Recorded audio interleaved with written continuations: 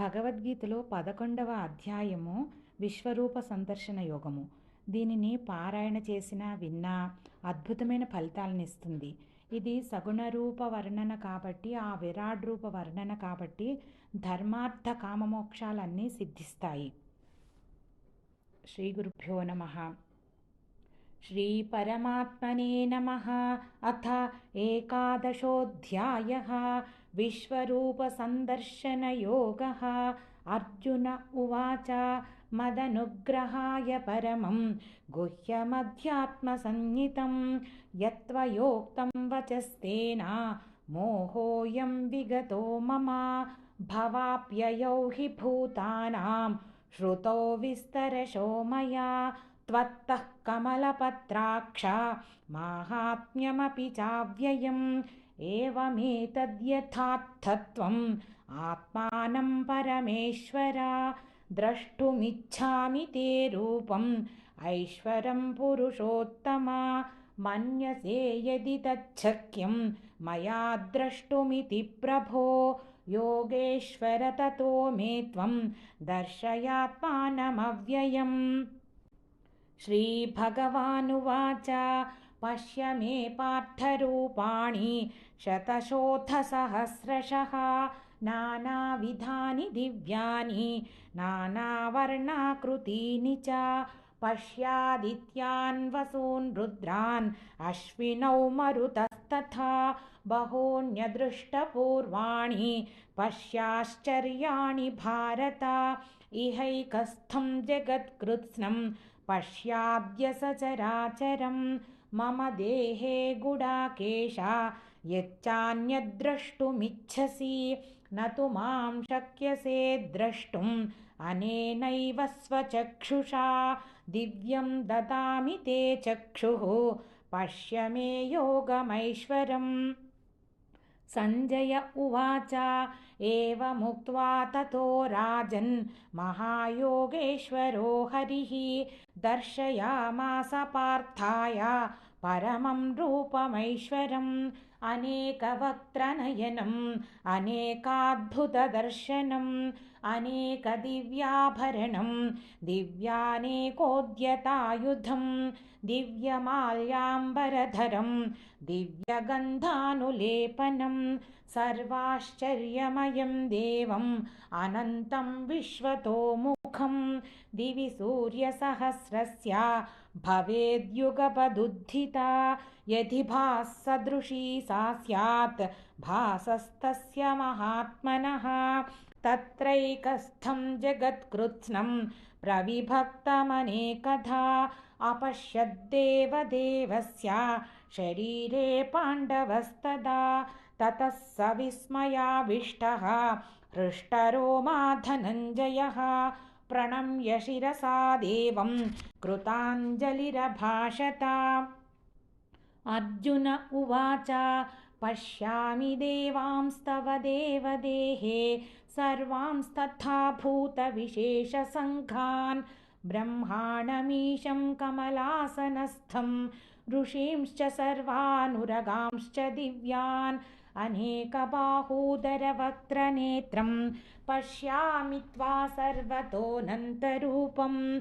नान्तं न मध्यं न पुनस्तवादिं पश्यामि विश्वेश्वर विश्वरूपा. किरीटिनं गदिनं चक्रिणं च तेजोराशिं सर्वतो दीप्तिमन्तं पश्यामि त्वां दुर्निरीक्ष्यं समन्तात् दीप्तानलार्कद्युतिमप्रमेयं. त्वमक्षरं परमं वेदितव्यं त्वमस्य विश्वस्य परं निधानं. त्वमव्ययः शाश्वतधर्मगोप्ता सनातनस्त्वं पुरुषो मतो मे. अनादिमध्यान्तमनन्तवीर्यम् अनन्तबाहुं शशिसूर्यनेत्रं पश्यामि त्वां दीप्तहुताशवक्त्रं स्वतेजसा विश्वमिदं तपन्तम्. द्यावा पृथिव्योरिदमन्तरं हि व्याप्तं त्वयैकेन दिशश्च सर्वाः. दृष्ट्वाद्भुतं रूपमिदं तवोग्रं लोकत्रयं प्रव्यथितं महात्मन्. अमीहित्वा सुरसङ्घा विशन्ति केचिद्भीताः प्राञ्जलयो गृह्णन्ति स्वस्तीत्युक्त्वा महर्षिसिद्धसङ्घाः स्तुवन्ति त्वां स्तुतिभिः पुष्कलाभिः रुद्रादित्या वसवो ये च साध्याः विश्वेश्विनौ मरुतश्चोष्मपाश्च गन्धर्वयक्षासुरसिद्धसङ्घाः वीक्षन्ते त्वां विस्मिताश्चैव सर्वे रूपं महत्ते बहुवक्त्रनेत्रं महाबाहो बहुबाहुरुपादं बहूदरं बहुदंष्ट्राकरालं दृष्ट्वा लोकाः प्रव्यथितास्तथाहम् नभस्पृशं दीप्तमनेकवर्णं व्यात्ताननं दीप्तविशालनेत्रं दृष्ट्वा हि त्वां प्रव्यथितान्तरात्मा धृतिं न विन्दामि शमं च विष्णो दंष्ट्राकरालानि च ते मुखानि दृष्ट्वैव कालानलसन्निभानि दिशो न जाने न लभे च शर्मा प्रसीद देवेश जगन्निवास अमी च त्वां धृतराष्ट्रस्य पुत्राः सर्वे सहैवावनिपालसङ्घैः भीष्मो द्रोणः सूतपुत्रस्तथासौ सहास्मदीयैरपि योद्धमुख्यैः वक्त्राणि ते त्वरमाणा विशन्ति दंष्ट्राकरालानि भयानकानि केचिद्विलग्ना दशनान्तरेषु सन्दृश्यन्ते चूर्णितैरुत्तमाङ्गैः यथा नदीनां बहवोऽम्बुवेगाः समुद्रमेवाभिमुखा द्रवन्ति तथा तवामी नरलोकवीराः विशन्ति वक्त्राण्यभिविज्वलन्ति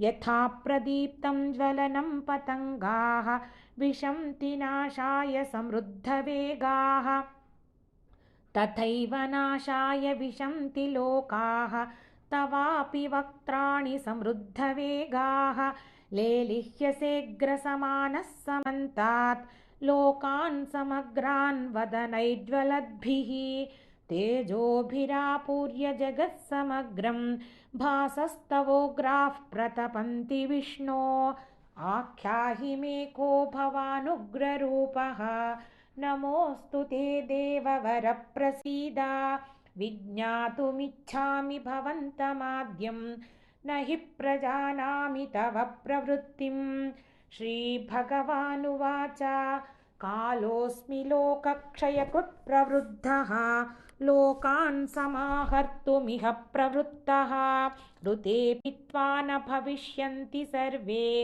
एव स्थिताः प्रत्यनीकेषु योधाः तस्मात् त्वमुत्तिष्ठ यशो लभस्व जित्वा शत्रून् भुङ्क्ष्व राज्यं समृद्धं मयैवैते निहताः पूर्वमेव निमित्तमात्रं भव सव्यसाचिन् द्रोणं च भीष्मं च जयद्रथं च कर्णं तथान्यानपि योद्धवीरान् मया हतां स्वं जहिमा व्यधिष्ठाः युध्यस्व जेतासि रणे सपत्नान् सञ्जय उवाच एतत् श्रुत्वा वचनं केशवस्य कृताञ्जलिर्वेपमानः किरीटी नमस्कृत्वा भूय एवाह कृष्णं सगद्गदं भीतः प्रणम्य अर्जुन उवाच स्थाने हृषीकेश तव प्रकीर्त्या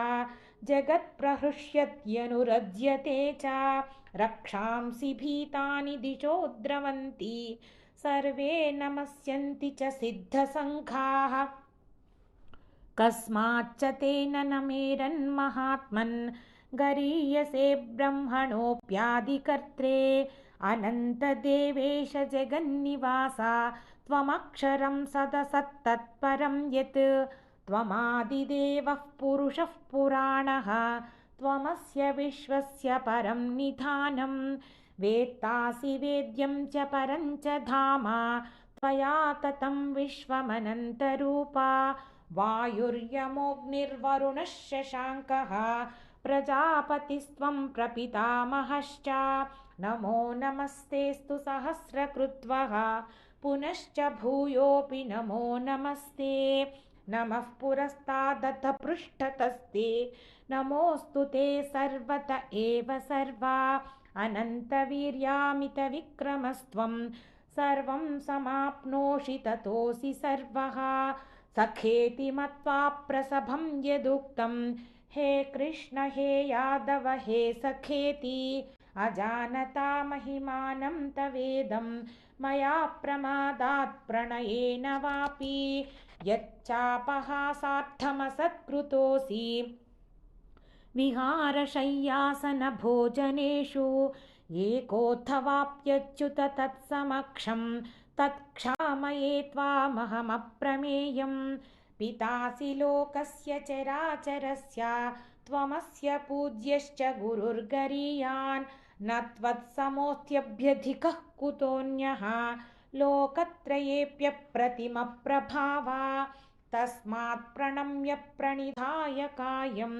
प्रसादये त्वामहमीशमीड्यं पितेव पुत्रस्य सखेव सख्युः प्रियः प्रियायार्हसि देव सोढुम् अदृष्टपूर्वं हृषितोऽस्मि दृष्ट्वा भयेन च प्रव्यथितं मनो मे तदेव मे दर्शय देवरूपं प्रसीद देवेश जगन्निवास किरीटिनं गदिनं चक्रहस्तम् इच्छामि त्वां द्रष्टुमहं तथैव तेनैव रूपेण चतुर्भुजेन सहस्रबाहो भव विश्वमूर्ते श्रीभगवानुवाच मया प्रसन्नेन तवार्जुनेदं रूपं परं दर्शितमात्मयोगात् तेजोमयं विश्वमनन्तमाद्यं यन्मे त्वदन्येन न दृष्टपूर्वं न वेदयज्ञाध्ययनैर्न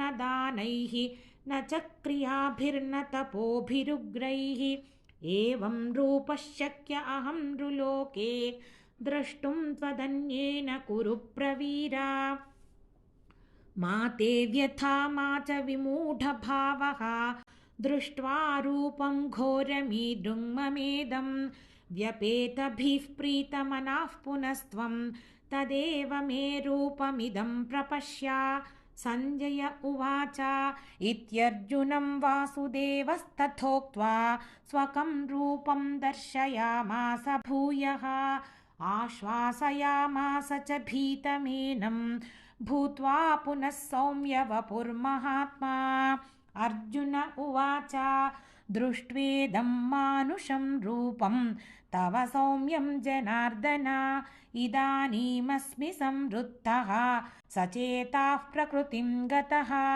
श्रीभगवानुवाच सुदुर्दर्शमिदं रूपं दृष्टवानसि यन्मम देवा अप्यस्य रूपस्य नित्यं दर्शनकाङ्क्षिणः नाहं वेदैर्न तपसा न दानेन न चेद्यया शक्य एवं विधो द्रष्टुं दृष्टवानसि मां यथा भक्त्या त्वनन्यया शक्यः अहमेवं विधोऽर्जुन ज्ञातुं द्रष्टुं च तत्त्वेन प्रवेष्टुं च परन्तप मत्कर्म कृन्मत्परमः मद्भक्तः सङ्गवर्जितः निर्वैरः सर्वभूतेषु यः स मामेति पाण्डव श्रीमद्भगवद्गीतासु उपनिषत्सु ब्रह्मविद्यायां योगशास्त्रे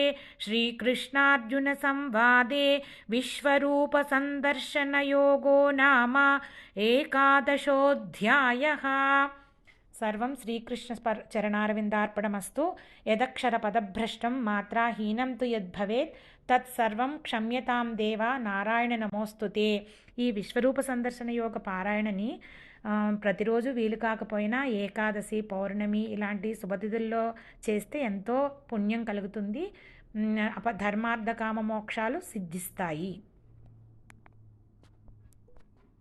నా ఈ ప్రయత్నం మీకు నచ్చినట్లయితే భక్తి అన్లిమిటెడ్ ఛానల్ని సబ్స్క్రైబ్ చేసుకుని మీ అభిప్రాయాలను కామెంట్స్ రూపంలో తెలియజేయండి.